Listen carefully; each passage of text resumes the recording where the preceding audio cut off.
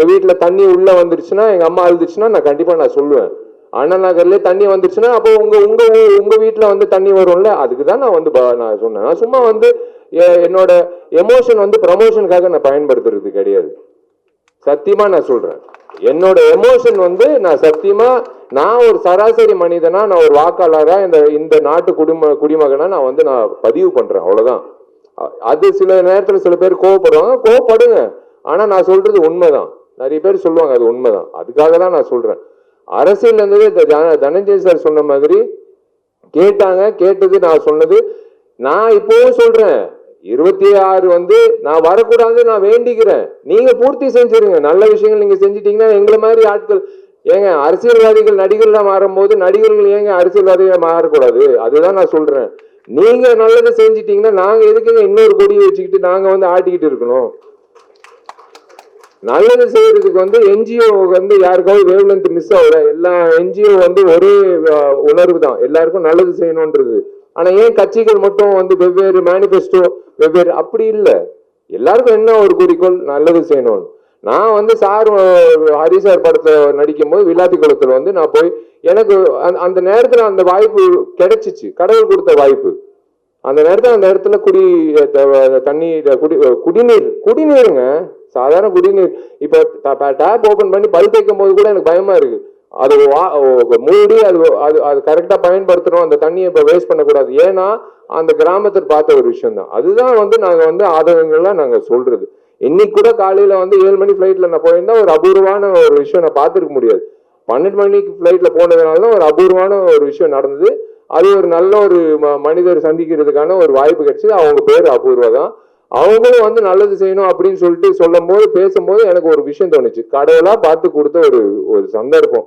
இந்த பெண்மணியை வந்து பாக்குறது, நம்ம உழைக்கிறோம்னு சொல்லிட்டு இருக்கோமே, அதை தாண்டி ஒருத்தர் அவங்களோட உழைப்பு சொல்லும் போது நம்ம இனிமே சொல்லக்கூடாது நம்மளோட உழைப்பை பத்தி அப்படின்னு நினைக்கிற ஒரு விஷயம் வந்து கடவுளா பார்த்து என்னை வந்து போற போக்குல வந்து எல்லாரையும் சந்திக்கிறதுக்கு ஒரு வாய்ப்பு கிடைக்குது. அதுக்கு தான் நான் சொல்றேன். ஸோ எனக்கு வந்து நல்ல சம்பளம் வந்து கார்த்திக் கொடுத்துருக்காரு.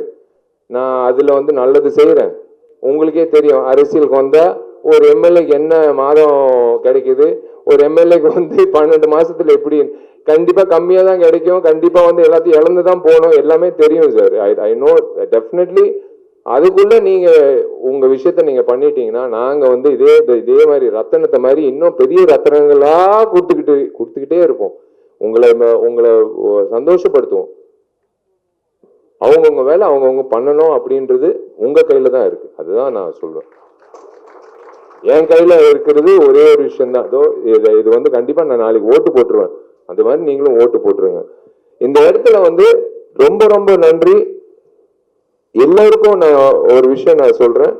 எல்லாரும் சொல்றது வாங்க திரையரங்கு வந்து படம் பாருங்கன்னு. ஆனா கண்டிப்பா நான் உங்களை மறுபடியும் இந்த வருஷம் கடைசியில மறுபடியும் இன்னொரு திரைப்படத்துல நான் ப்ரமோஷன்ல வந்து உங்களை தைரியமா நான் சந்திப்பேன். மார்க் நீங்க சொன்னது நடக்கலைன்னா நான் இன்னைக்கு வந்து இந்த ஃபங்க்ஷனே வந்து அட்டன் பண்ணிருக்க மாட்டேன். ஏன்னா தைரியமா என்னால் இப்போ உங்களை சந்திக்க முடியாது. சொன்ன விஷயங்கள் மார்க் இருந்ததுனால தான் நீங்க வந்து 100 கோடிக்கு நீங்க கொண்டு வந்து சேர்த்துட்டீங்க. அதனாலதான் இன்னைக்கும் நான் சொல்றேன், ஹரி சார் உழைப்பு விஷால் இல்ல, அதெல்லாம் ஓகே. ஹரி என்ற இயக்குனரோட உழைப்புல நாங்கெல்லாம் நாங்கெல்லாம் வந்து அந்த யூனிவர்ஸ், இஸ் எ யூனிவர்ஸ். அந்த யூனிவர்ஸ்ல நாங்கெல்லாம் ஒரு பிளானட்ஸா வந்து நாங்க வந்து கரெக்டான அலைன்மெண்ட்ல வந்து உங்களுக்கு ஒரு கேலக்சியான ஒரு பயங்கரமான ஒரு என்டர்டைன்மெண்ட் வேல்யூ ஏப்ரல் 26 உங்களுக்காக காத்துட்டு இருக்கு. ரொம்ப ரொம்ப நன்றி. நீங்க தேங்க்யூ சப்னா, தேங்க்யூ. இந்த சட்டை மாத்துற விஷயம் வந்து கண்டிப்பா வந்து என்னால முடியாது. என்னால இன்டர்வியூலயே வந்து அத்தனை சட்டை வந்து மாத்தணும்னு சொல்லிட்டு நின்றுட்டு இருப்பாப்ல காஸ்டமர். முடியாதுங்க, ஒரே சட்டை தான். ஆனா ஓயாம சட்டை, ஆனா சூப்பரா இது எங்கிட்ட வாங்குறாருன்னு மட்டும் நான் கேட்கணுங்க. ஏன்னா அதுதான் நான் ஃபர்ஸ்ட் கேட்கணும். என்னோட டார்லிங் நிக்கிலுக்கு வந்து நான் நன்றி தெரிவிச்சுக்கிறேன். Is been there since long time with me. அதான் பாத்தீங்களா 3வது சட்டை. இப்ப அதுக்குள்ள நீங்க வந்து பிரஸ் மீட் முடியறதுக்குள்ள 4வது சட்டை. இல்லை காஸ்டியூம் வந்து நானும் ஹீரோயின் மாத்தணும்னு அவசியம் கிடையாது, இவரே மாத்திடுவாரு. ஸோ இந்த நேரத்துல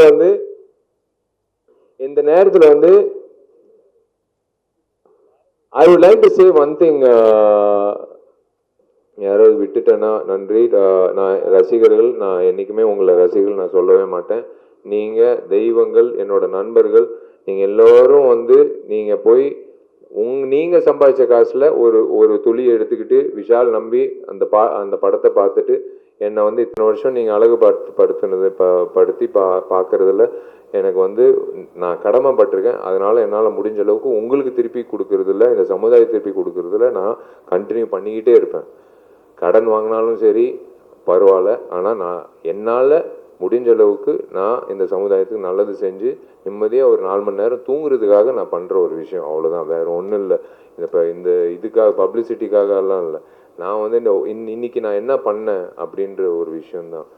அதுதான் நான் ஏங்கிட்டு இருக்கிறது. அதுதான் எங்கள் அப்பா அம்மா கற்றுக் கொடுத்தது. நீ வந்து ஒரு அந்தஸ்துக்கு வந்துட்ட, நீ வந்து 4 பேருக்கு வந்து நல்லது செய்ய அப்படின்னு சொன்னதுனால தான் நான் பண்ணிகிட்ருக்கேன். இது உட்காந்துருக்காங்க 2 பேர்.